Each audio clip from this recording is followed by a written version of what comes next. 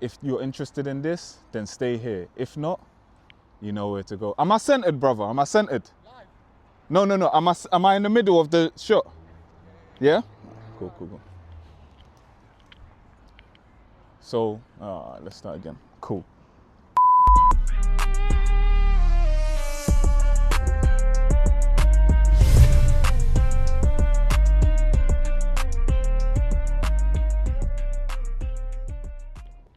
So we're gonna kick it off like this. What does it mean to have a record deal or to enter a recording deal with a record label?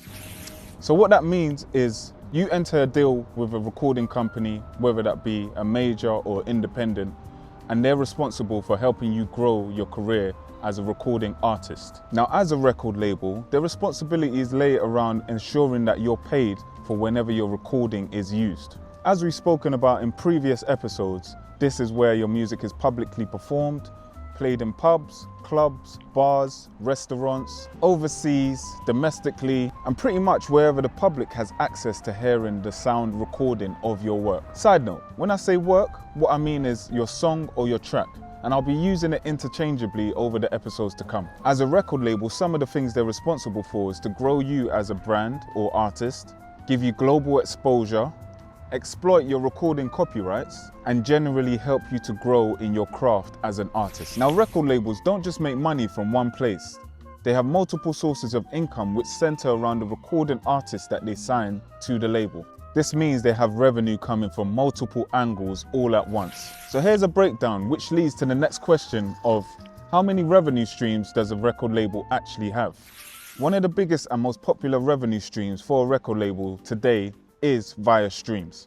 This means platforms such as Spotify, Apple Music, Tidal, YouTube Music, and other streaming platforms pay record labels anytime the record is used on that platform. What happens is a record label will collect the bulk of that revenue, then they'll distribute it with the artists based on the agreed splits in the contract. And this is usually after they've recouped the cost that they've invested in that artist. We'll get onto that a bit later. Another way record labels make money is via music sales. Now that kind of sounds obvious, but what I mean by that is downloads and physical sales. So things like CDs, vinyls, cassettes. Man, I'm showing my age, boy. But yeah, you know what I mean. And in terms of downloads, that refers to things such as iTunes and Google Play. Another source of revenue for labels is their publishing arm, if they do have one.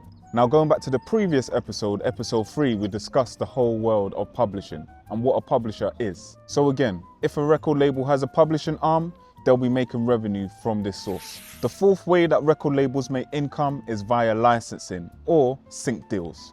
When I say sync deals, that's shorthand for synchronization deals, where music is used within TV programs, adverts, cinema, film, and also in video games. Just for context, a song placed in a big movie on Netflix can generate a lot of income. Now, I mean a lot.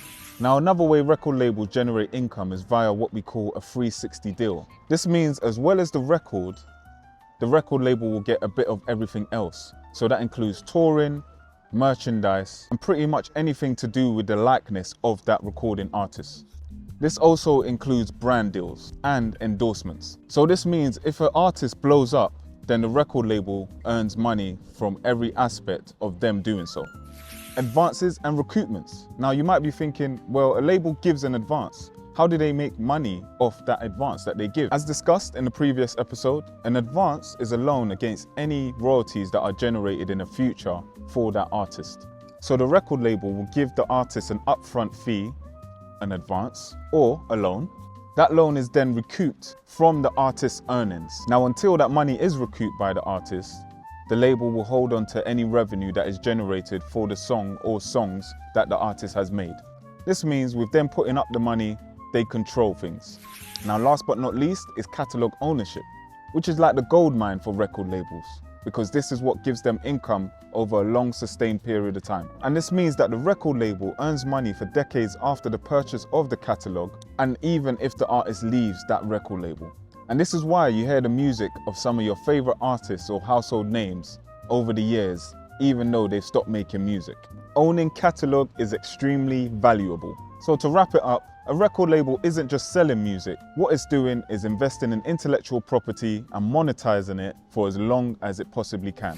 Who are the majors and who are the indies? What are these things? Now, the majors are who the industry refer to as the major players within the recording industry. Respectively, these three major players are Warner, Universal, and Sony. Now, under these majors, they have subsidiary companies which function under the major record labels. But this basically means they still answer into the majors.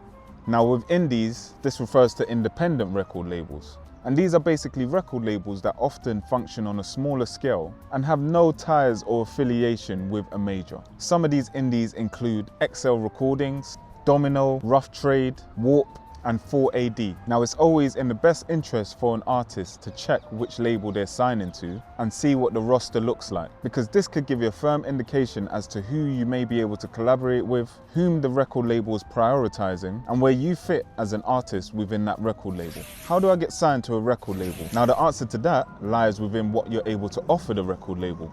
Remember, entering a deal is literally that. You're entering a deal.